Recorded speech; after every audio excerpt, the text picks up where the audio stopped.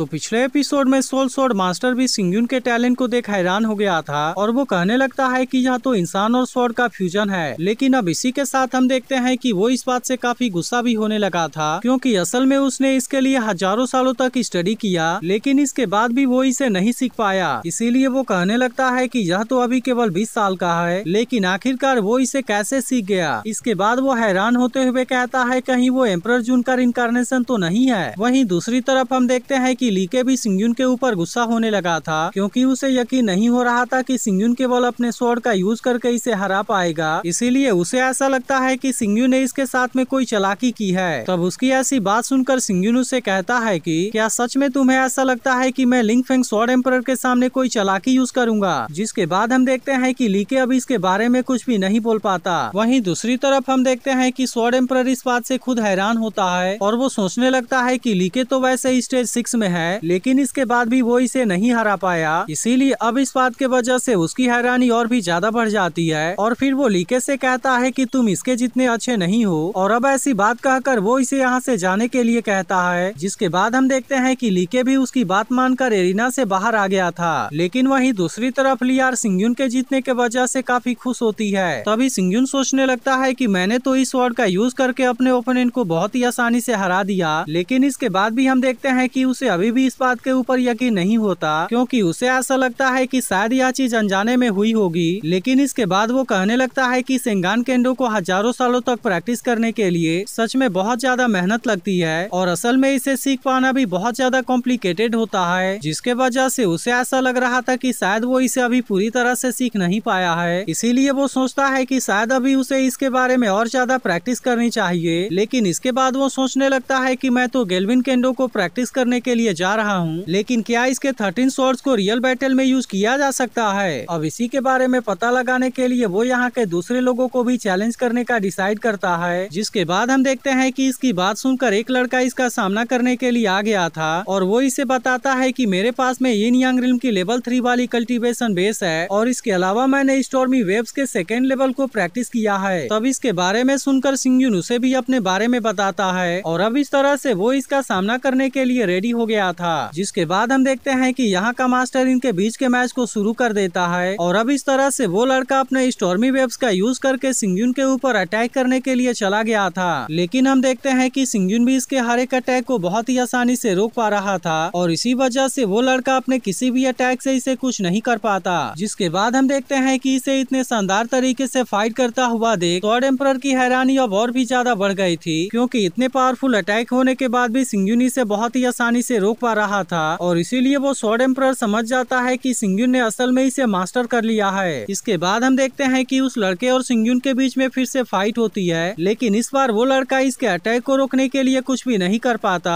और इस तरह से सिंगयुन अपने केवल एक अटैक से इसके तलवार को इसके हाथ से गिरा देता है। जिसके बाद हम देखते हैं कि वो लड़का इस तरह से सिंगयुन के सामने हार गया था और अब इसीलिए सिंगयुन यहाँ के बाकी लोगों को भी चैलेंज करने लगता है। जिसके बाद हम देखते हैं कि एक लड़का फिर से सिंगयुन का सामना करने के लिए आया था, लेकिन सिंगयुन इसे भी केवल एक झटके में बहुत ही आसानी से हरा देता है। अब इसी तरह से हम देखते हैं कि कुछ और लोग भी इसे चैलेंज करने के लिए यहाँ पर आते हैं, लेकिन सिंगयुन इनको भी बहुत ही आसानी से हरा देता है। तभी इसी बीच हम देखते हैं कि यहाँ पर एक ऐसा लड़का इसका सामना करने के लिए आ गया था जिसका स्वॉर्ड डिफेंस सच में बहुत ज्यादा अच्छा होता है। लेकिन इसके बाद भी हम देखते हैं कि सिंगयुन जैसे ही अपने स्वॉर्ड का यूज करके इसके ऊपर एक पावरफुल अटैक करता है, तब वो लड़का भी इसके सामने कुछ नहीं कर पाता और इस तरह से सिंगयुन इसे भी बहुत ही आसानी से हरा देता है। लेकिन वहीं उधर स्वॉर्ड एम्परर की हैरानी अब और भी ज्यादा बढ़ती ही जा रही थी और वो कहने लगता है कि यह तो ओरिजिनल स्वॉर्ड वाशिंग पोज है, लेकिन क्या सच में वो इसे भी परफॉर्म करना जानता है। वहीं दूसरी तरफ हम देखते हैं कि दूसरा मास्टर भी इसके टैलेंट से काफी हैरान हो गया था और इसके बाद वो इसके इस बार के लिस्ट का मास्टर अनाउंस कर देता है। इसके बाद हम देखते हैं कि वो यहाँ के सेकेंड और थर्ड चैंपियन का नाम भी अनाउंस करने वाला था, लेकिन तभी स्वॉर्ड एम्परर कहता है कि इसकी कोई जरूरत नहीं है और फिर वो खुद कहता है कि अर्थ रैंकिंग लिस्ट में टॉप 3 में जो कोई भी आया है वे सभी कुछ देर में लिंग फेंग लाइब्रेरी में आ जाना, क्योंकि अब तुम वहाँ से अपने लिए कोई भी चीट बुक को सिलेक्ट कर सकते हो। अब इस तरह से हम देखते हैं कि वो अर्थ रैंकिंग मैच को यहीं पर एंड कर देता है और इसके बारे में अनाउंस करने के बाद वो यहाँ से गायब भी हो जाता है। वहीं दूसरी तरफ हम देखते हैं कि सिंगयुन भी काफी खुश हो गया था, क्योंकि वो समझ गया था कि वो अपने इस टैलेंट को रियल कॉम्बैट में भी यूज कर पाएगा। लेकिन तभी इसी बीच हम देखते हैं कि लियार भी उसके उसके साथ में बात करने के लिए यहाँ पर आ जाती है और वो सिंगयुन से कहती है कि तुम्हारी केंडो लेवल तो सच में हाई है, जिसके बारे में मैंने कभी भी उम्मीद नहीं किया था। इसके बाद वो उससे कहती है कि मैं इसमें से बहुत सी चीजों के बारे में नहीं समझ पाई और इसीलिए अगर तुम फ्री हो तो क्या मुझे भी इसके बारे में सिखा सकते हो। जिसके बाद हम देखते हैं कि सिंगयुन भी इसकी बात मान गया था, जिसके बारे में सुनकर लियार भी खुश हो जाती है और फिर कहती है कि सबसे पहले हमें चीट बुक को लेने के लिए लाइब्रेरी में जाना चाहिए। और फिर कुछ देर के बाद वे दोनों एक साथ में लाइब्रेरी के अंदर आ भी जाते हैं। इसके बाद हम देखते हैं कि लियार सिंगयुन के लिए थंडर स्वॉर्ड वाले बुक को चूज करती है और उसे बताती है कि यह चीज सच में बहुत ज्यादा फास्ट है और इसीलिए मुझे ऐसा लगता है कि यह चीज तुम्हारे लिए सबसे सही होगा। लेकिन तभी हम देखते हैं कि सिंगयुन इसे सेलेक्ट करने से मना कर देता है। जिसके बाद लियार उससे पूछती है कि आखिरकार तुम किस तरह के स्वॉर्ड्समैनशिप को सीखना चाहते हो। तब इस पर सिंगयुन उससे कहता है कि मैं तो अभी केवल हयात केंडो के बेसिक के बारे में सब कुछ सीखना चाहता हूँ, इसीलिए मैं इसके बारे में अच्छे से जाने बिना किसी और दूसरी चीज को नहीं जानना चाहता।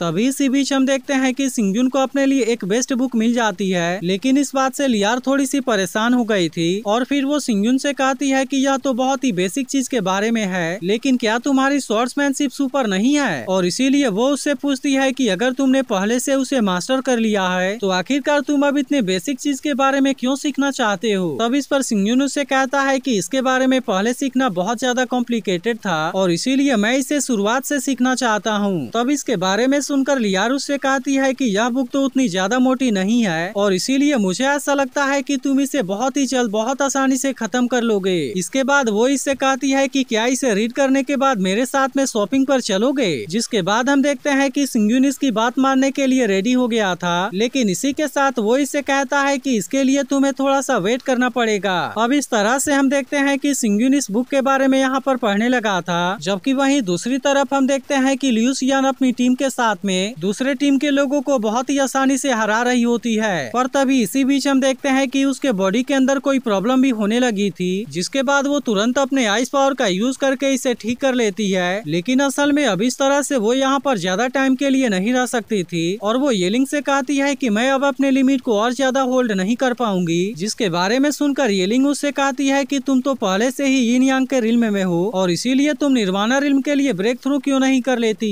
तब इसके बारे में सुनकर येलिंग कहती है कि ऐसा करने के बाद मैं फिर इस लिस्ट में पार्टिसिपेट नहीं कर पाऊंगी। इसके बाद हम देखते हैं कि वो इसके बारे में मदद मांगने के लिए एक्सट्रीम कोल्ड एम्परर के पास में आई होती है, जहाँ पर उसकी मास्टर उससे कहती है कि तुम्हारे कहने पर ही मैंने तुम्हें डाउनग्रेड किया था, लेकिन मुझे ऐसा लगता है कि तुमने सीक्रेट का यूज करके खुद को 13 टाइम सप्रेस कर लिया है। इसीलिए अगर मैंने फिर से तुम्हारे कल्टीवेशन को सप्रेस करने का ट्राई किया तब इसके वजह से मुझे ऐसा लगता है कि तुम्हारी फाउंडेशन डैमेज हो जाएगी और इसीलिए मैं अब तुम्हें ऐसा करने से मना करती हूँ। तब इसके बारे में सुनकर लियू शियान उससे कहती है कि अगर मैंने एक बार भी निर्वाणा रिल्म में ब्रेक थ्रू कर लिया तब इसके वजह से मैं फिर अर्थ रैंकिंग लिस्ट में पार्टिसिपेट नहीं कर पाऊंगी और फिर अगर ऐसा हुआ तो मैं अपने सिंगयुन के लिए 9 सोल पिल को भी हासिल नहीं कर पाऊंगी। लेकिन अब इसके ऐसे बात को सुनते ही इसकी मास्टर इसके ऊपर गुस्सा हो जाती है और कहने लगती है कि तुम फिर से मेरे सामने लव के बारे में बातें करने लगी। इसके बाद वो उससे कहती है क्या तुम नहीं जानती कि जितने भी लोग इसमें पार्टिसिपेट करते हैं उसमें से बहुत सारे लोग लव के द्वारा ट्रैप हो जाते हैं। लेकिन इसके बाद भी हम देखते हैं कि लियू शियान को इसके बारे में कोई भी चिंता नहीं होती और वो फिर से अपने मास्टर के सामने इसके लिए रिक्वेस्ट करने लगती है। लेकिन अब इस पर उसकी मास्टर कहती है कि मैं फिर से इसे तुम्हारे साथ में दोबारा नहीं कर सकती क्योंकि मैं नहीं चाहती कि तुम्हारी फाउंडेशन डैमेज हो जाए। लेकिन इसके बाद भी हम देखते हैं कि लियू शियान यहाँ पर इसके लिए रिक्वेस्ट करती रहती है, जिसके वजह से आखिरकार उसकी मास्टर उसकी बात मानने के लिए रेडी हो गई थी। लेकिन इसी के साथ वो उससे कहती है कि यह केवल तुम्हारी चॉइस है और अगर इसके दौरान तुम्हें कुछ भी हुआ तो मैं इसके बारे में नहीं जानती।